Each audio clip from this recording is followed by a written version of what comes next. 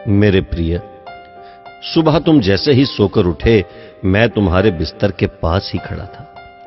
मुझे लगा कि तुम मुझसे कुछ बात करोगे।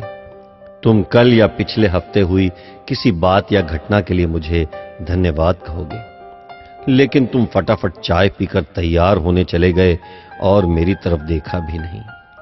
फिर मैंने सोचा कि तुम नहा के मुझे याद करोगे, पर तुम इस उधेड़बुन में लग गए कि आज तुम्हें कौन से कपड़े पहनने हैं।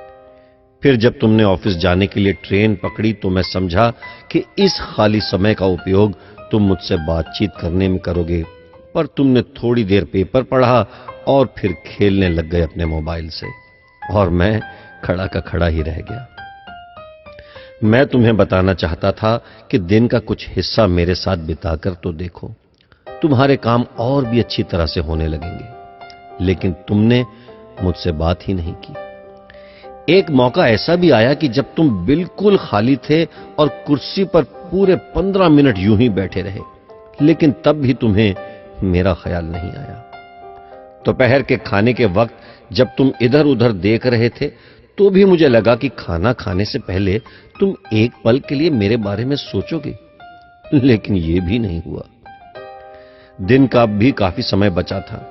मुझे लगा कि शायद इस बचे समय में हमारी कुछ बातचीत हो जाएगी, लेकिन घर पहुंचने के बाद तुम रोजमर्रा के कामों में व्यस्त हो गए, और जब वो काम निबट गए तो तुमने टीवी खोल लिया और घंटों तक टीवी देखते रहे। देर रात थक कर तुम बिस्तर पर सो गए।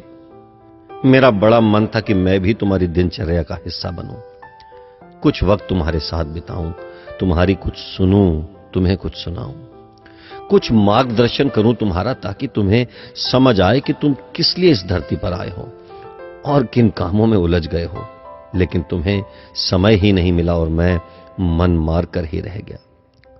मैं तुमसे बहुत प्यार करता हूं, हर रोज इस बात का इंतजार करता हूं कि तुम मेरा ध्यान करोगे और अपनी छोटी छोटी खुशियों के लिए मेरा शुक्रिया करोगे।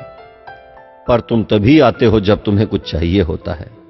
तुम जल्दी में आते हो और अपनी मांगे मेरे आगे रखकर चले जाते हो। और मजे की बात तो यह है कि इस प्रक्रिया में तुम मेरी तरफ देखते भी नहीं। खैर, कोई बात नहीं, हो सकता है कल तुम्हें मेरी याद आ जाए। ऐसा मुझे विश्वास है और मुझे तुमसे प्यार है। आखिरकार मेरा दूसरा नाम प्यार ही तो है, तुम्हारा यीशु मसीह।